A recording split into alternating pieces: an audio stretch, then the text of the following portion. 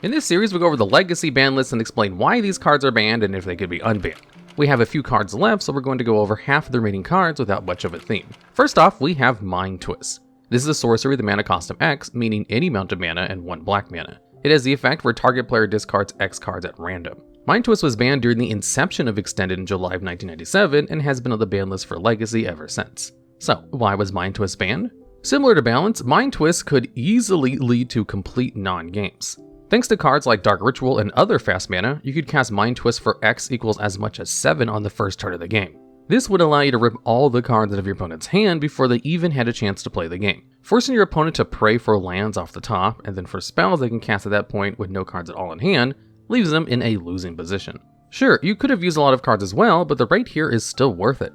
If you have 3 Dark Rituals, a land, and Mind Twist, you can make 7 black mana and rip 6 of the 7 cards out of your opponent's hand, having only used 4 cards of your own. This leaves you not only with way more cards in hand, but your opponent will only be able to keep 1 random card, meaning that they'll be very unlikely to even be able to play. Thanks to how easy the card can lead to these game states, Mind Twist was banned. So, could Mind Twist be unbanned? This is a soft yes. The only thing stopping it from easily coming back is the fact that Wizards doesn't like to unban cards if they'll lead to bad, unfun gimmick decks like Mind Twist would. The card simply isn't that broken anymore. When talking about the strength of Mind Twist, we should go over Him to Turok. This is a sorcery with a mana cost of 2 black with the effect where target player discards 2 cards at random. Him is a very powerful card, but it's not so strong that it's breaking the format or even anywhere close in modern day Legacy play. When comparing these 2 cards, Him comes out on top in basically every scenario except when you happen to draw a ton of fast mana on turn 1 alongside Twist.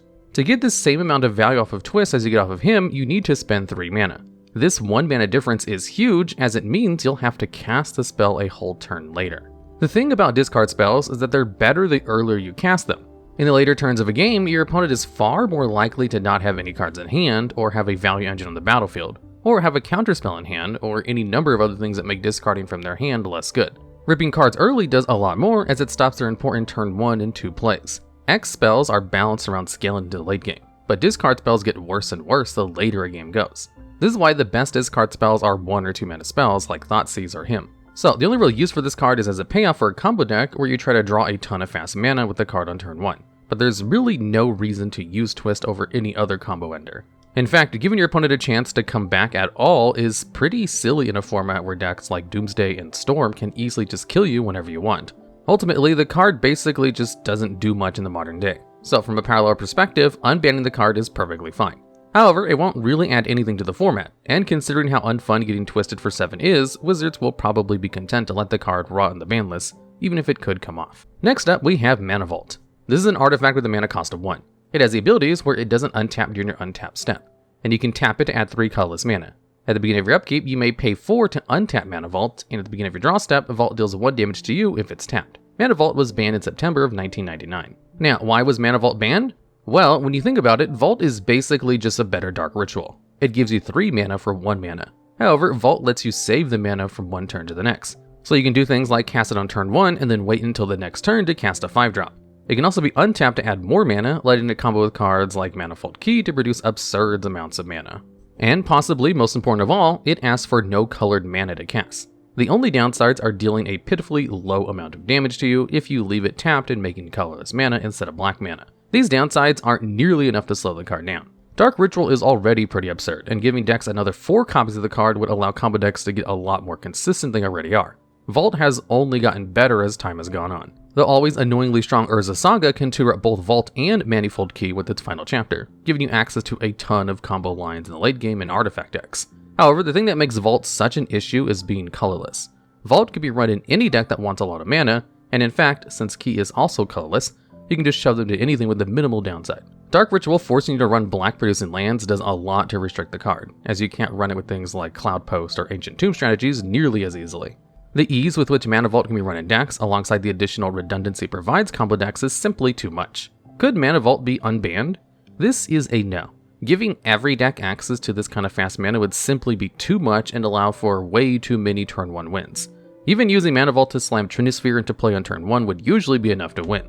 These kinds of plays the main game plan of stompy decks in the format who rely on soul lands like Ancient Tomb and City of Traders to play these cards earlier. Due to running these colorless mana sources, these decks couldn't run Dark Ritual before, but Vault could slot into the deck without much issue.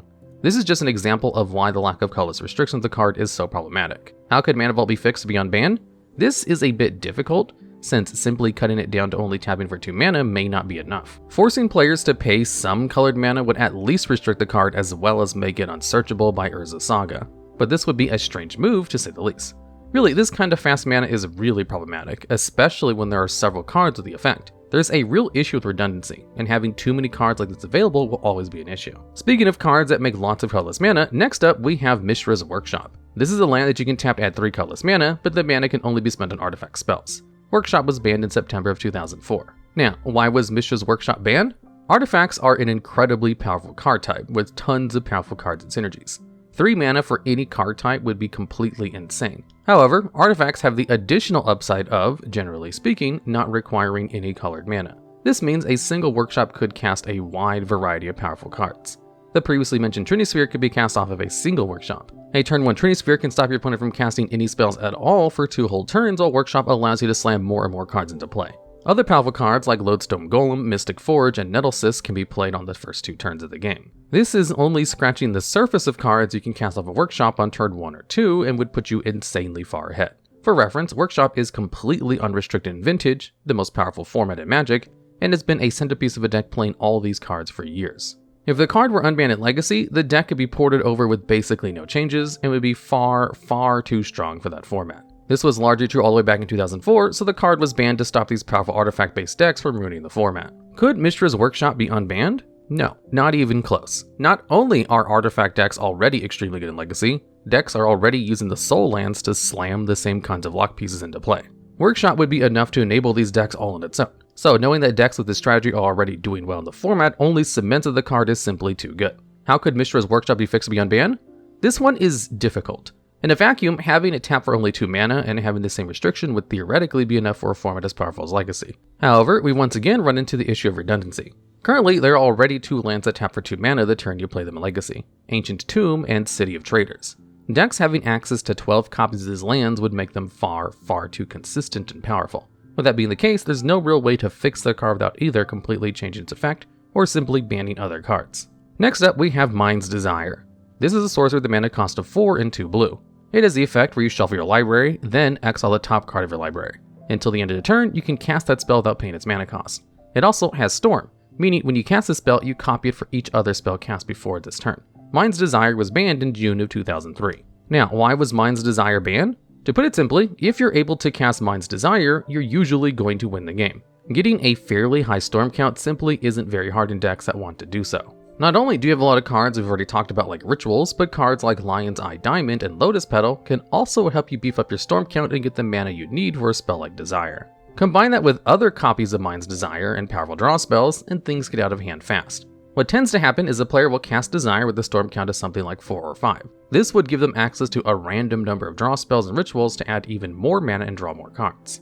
This would let you continue to combo off, adding to your storm count further, and then either cast another Desire to spin into even more combo pieces, or cast a different storm card like Tendrils of Agony to just win the game. Mind's Desire doesn't directly win you the game, but the amount of card advantage it gives you in a storm deck will allow you to find the win some other way. This basically lowered the bar for storm decks to win the game so much that they really couldn't be stopped. Could Mind's Desire be unbanned? This is another soft yes. The game has been power crept a lot since 2003. Since then, Galvanic Relay has been printed. This is a sorcerer that costs 2 and 1 red, it has Storm, and lets you exile the top card of your library, and then play that card on your next turn. Relay does force you to wait a turn, and still requires you to pay the cost of the card. But these are pretty reasonable trade-offs for costing half the mana that Desires does. For more evidence of Desire's slip away from relevance, we can look at Vintage, where the card has been restricted to 1 copy for years. The card does still see play there, but it hasn't topped a major event for a few years now. Now, Vintage and Legacy are different formats that play very differently, and we can go over the differences for quite a while if we wanted.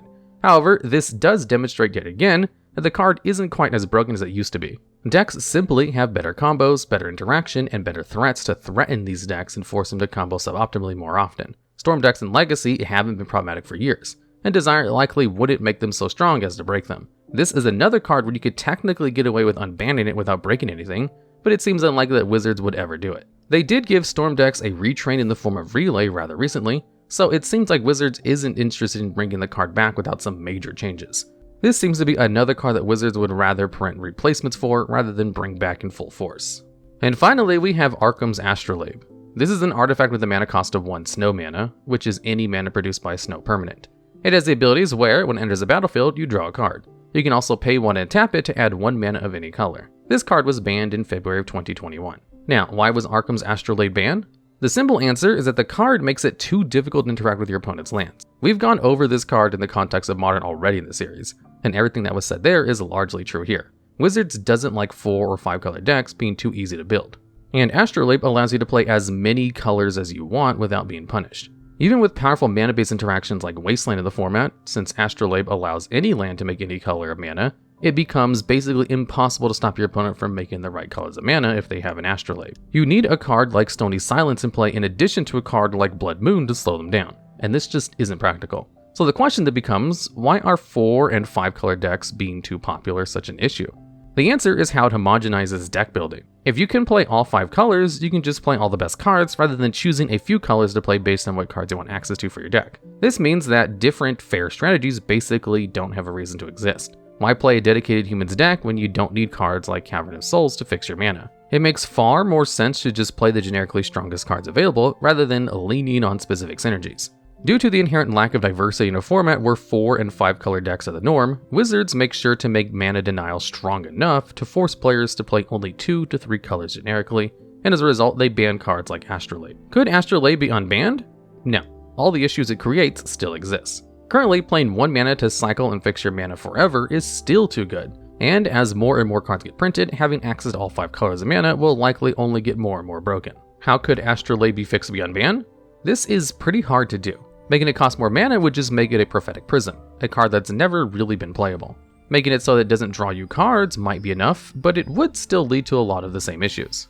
The only change I can think of that would restrict the card enough would be making you pay 2 mana and tap it to add a mana of any color. But that would also make the card unplayable. Cutting off the card draw is the only real avenue of weakening the card that would retrain its function. Alright, and that's the video. Do you have any ideas for future videos? Anything we may have missed in this video? If so, please let us know down in the comments below.